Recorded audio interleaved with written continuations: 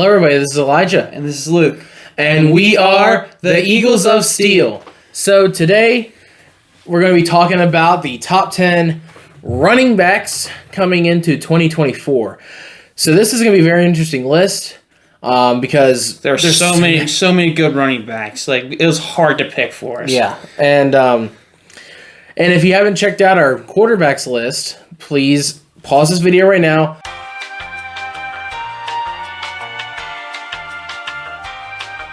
Go check that one out first because you don't want to miss that one because that was a fun one to talk about as well. So, do you want to start us off with your honorable mentions for today? I sure can.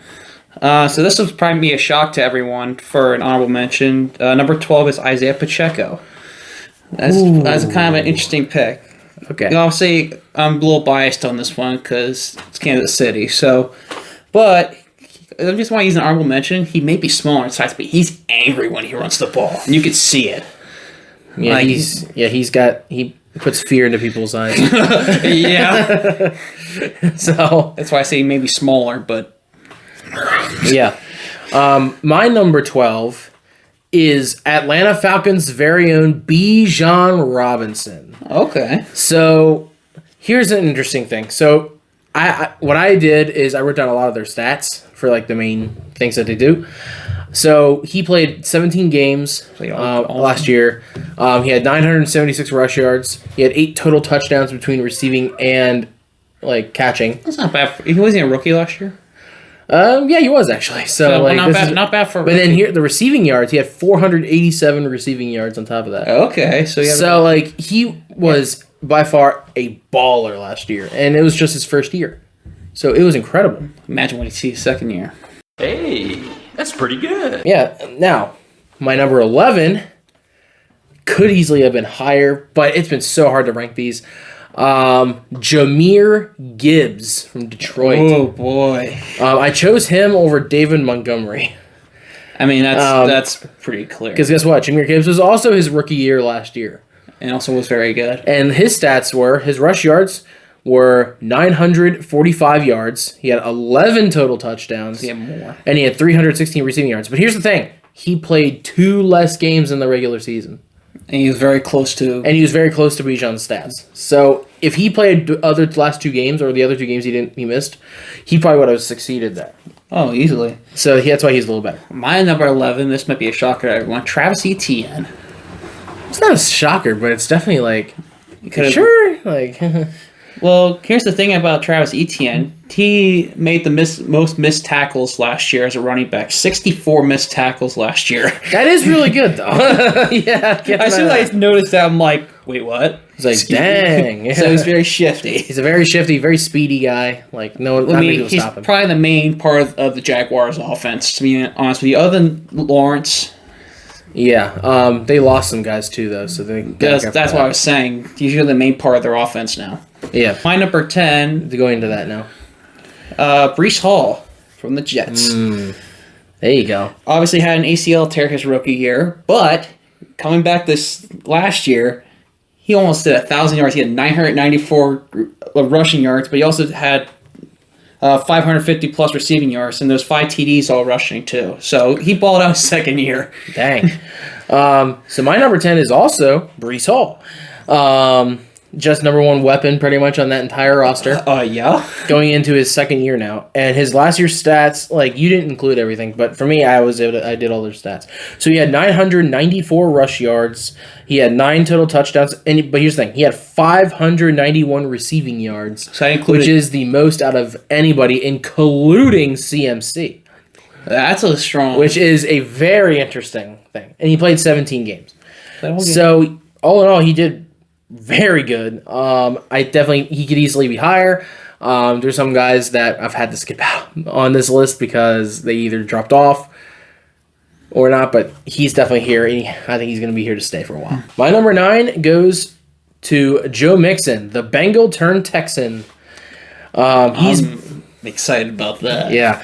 So he's been in the league for 7 years now. His rushing stats last year were 1,034 yards, 12 total touchdowns between the receiving and rushing, and his receiving stats were 376. So, which is about an average. And he played 17 total games. So he played them all. So the reason why Breece Hall is not above him is because the touchdown count and the rush yards count, technically. Yeah. So say that. My number 9, which is people are gonna think I'm like, why is he on this list? DeAndre Swift, but people could say otherwise. I guess he's all right. All right. But I include really any of his stats. He was a 1,000-yard rusher last year, obviously with the Philadelphia Eagles. So you gotta keep that in mind. But most of his yards, 47.4% of his yards were before contact, like before anyone could touch him, which is amazing. Like you can't get much better than that. I mean, other if you talk about like huge elite running backs, but for a shifty running back like that, that's pretty good. Yeah. My number 8 was your number 9, Joe Mixon. There you go. Number 8. So what's the interesting fact you got for him? Well, it's a similar reason for him. Oh, okay. He was a 1,000-yard rusher and nine touchdowns rushing the ball. Okay, so you had similar stats. I had similar stats. Info. Okay, cool. My number 8. This one's going to be a shocker to some people. Kyron Williams. Who? My nickname for him is the Fresh Ram. Oh, I get it. Because he's on the Rams now. Yeah, he's been in the league for 2 years. This is what's incredible. I easily could have had him higher, but I don't know why I kept him lower. But here it is. Rushing yards, 1,144 yards. Wow. 15 total touchdowns, and 206 receiving yards. So he could have more. But here is the thing. Games played, 12. If he played more games, he could have had 5 more games in them. Imagine what his stat line would have been if he had 5 more games. It would have been higher. Like, whoo! It would have been higher. Like, he's a given number 1 with that stat line. But yeah, it's like, Kyron Williams is great. I really am excited for the Rams. I think they're going to be really good next year. Again, yeah. I really want to have the shot at the 49ers, honestly. I hope they beat them. I really hope for both of our sakes. I think they can. My number 7 might also shock some people. Maybe not. I don't know. Raheem Mostert. Oh, the Miami running back. Yeah. The reason why I have him here is actually what my motto is for him. He's old, but he's feisty. I mean, he's kind of not wrong in a way. So he's been in the league for 12 years. He's the oldest running back, I think, currently in the NFL. I'm pretty sure, yeah. And that's why he's on my list because of how good his last season was. His rushing stats, he had 1,012 yards rushing, but that's not really the most impressive thing. The most impressive thing was his touchdown count. 21! I mean, he had 21 total touchdowns last year. And the majority of those plays were explosive plays, too. Oh, yeah. He was an explosive threat. And his receiving stats were only 175, but he also only played 15 games. He missed 2. Which means he could have had more. He could have had more yards and more touchdowns or rush receiving or something. So yeah, you never know. My number 7? Yes. This might shock you. Austin Eckler. He dropped off though, man. He did. But in the past 2 years, he has the combined most total TDs in the NFL with 38. Okay, you got to keep that's reasonable, I guess. He may have only had like 900 some odd rushing yards, but he had a lot of touchdowns to go with that. Yeah, I mean, 2 years ago he was a really good back. But now he's in Washington, which I'm scared for now. Yeah, I'm kind of scared about that now. Yeah. Some guy that I don't think is on either of our lists, but deserves to, I guess, get a mention because of Austin Eckler being on the Commanders is Brian Robinson Jr. I'm sorry, he's his stat line wasn't really that good for me to include him, but he is a vital part of that team as well. So it's that Austin Eckler, Brian Robinson Jr. duo is going to be lit. Yeah, because I was just about to say Brian Robinson now has a good big back to work with. Yeah. My number 6, I had Josh Jacobs. Now he's in Green Bay. Ooh. I mean, this may be interesting. He did fall off in yards, but I think Green Bay can help him with that. Their line is pretty good. So that's why I said, he was on the Raiders and he had it off year, but I think Green Bay can really explode him in yards. Big time. He may be a little older, but he's still got it. Yeah. So Josh Jacobs, the reason why he's not even on my list is because of that fall off. If we went by the 2022 stat line for him, then he by far would have been up here easily. He had like 1,600 yards or something, and a bunch of touchdowns. Yeah, it's just he really fell off last year because he was pretty much their team. So like he also had an injury though too, and the injury didn't help either. But now, if we want to talk about injury though, number 6 for me, Nick Chubb.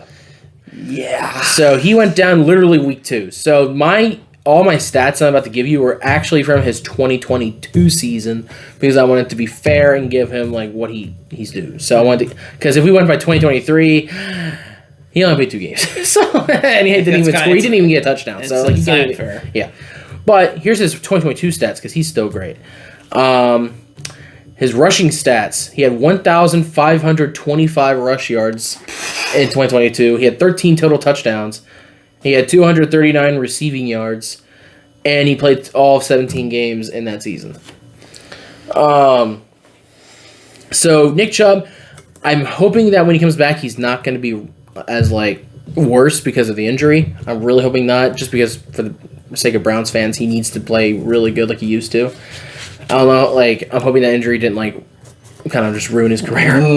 That's what I'm scared for. I still have him up here just because I have confidence that he'll be able to overcome it. But I don't know.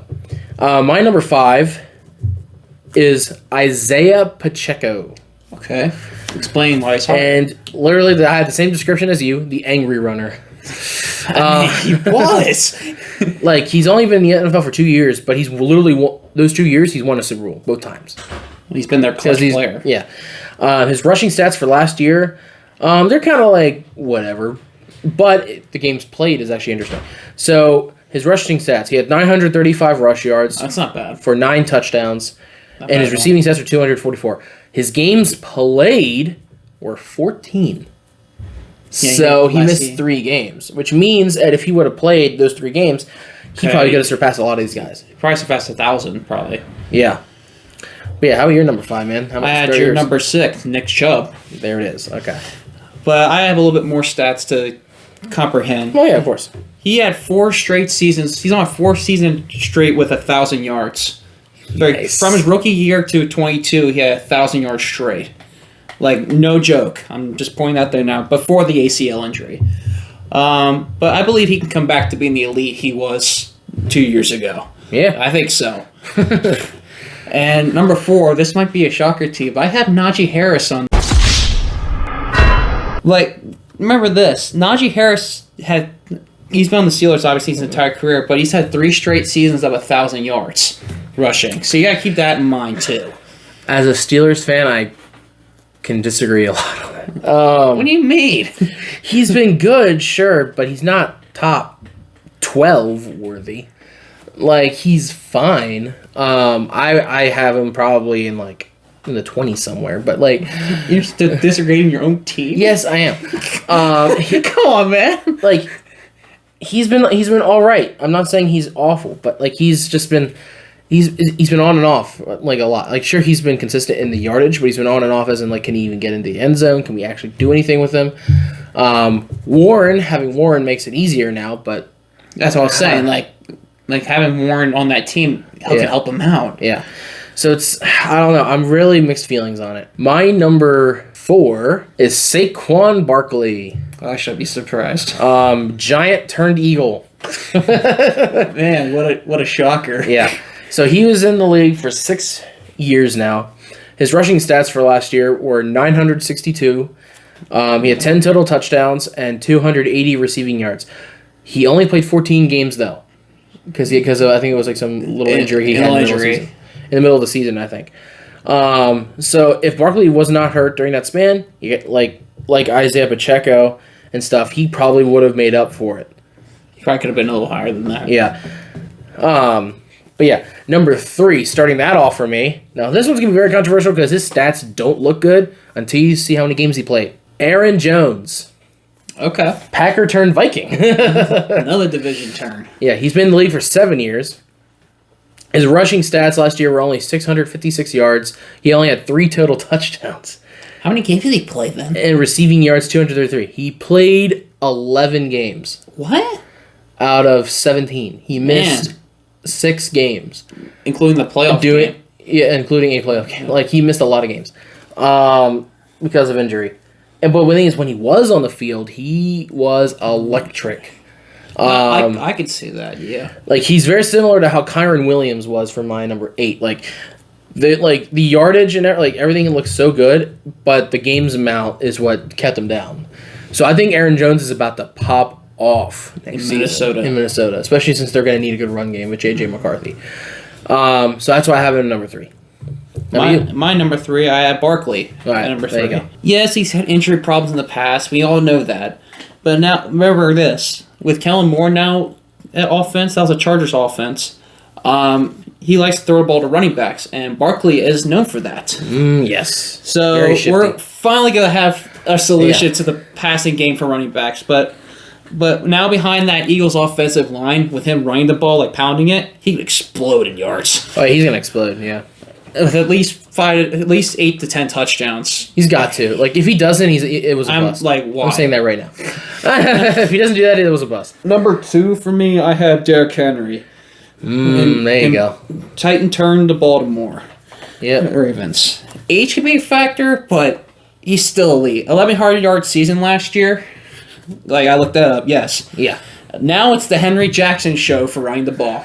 There you go. That's going to be hard to stop. You got a big power back in Derrick Henry. You got a really shifty quarterback at Lamar Jackson. You guys have fun with that. I'm not excited. That's why I say he's in your division, so have fun. But 2 different times this year where the Steelers are going to have to stop him. This is going to be not easy.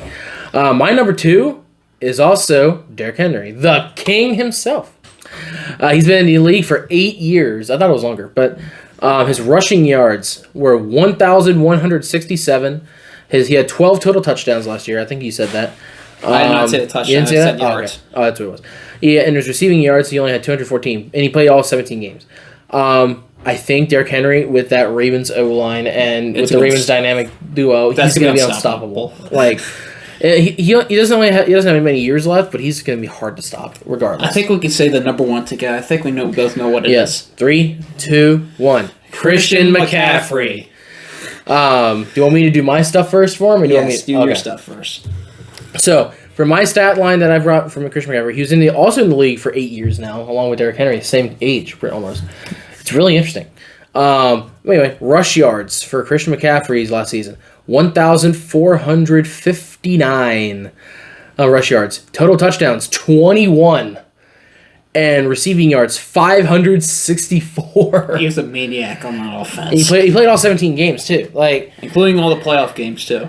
So, all in all, he was number 2 in receiving yards for running back behind Breece Hall from the Jets.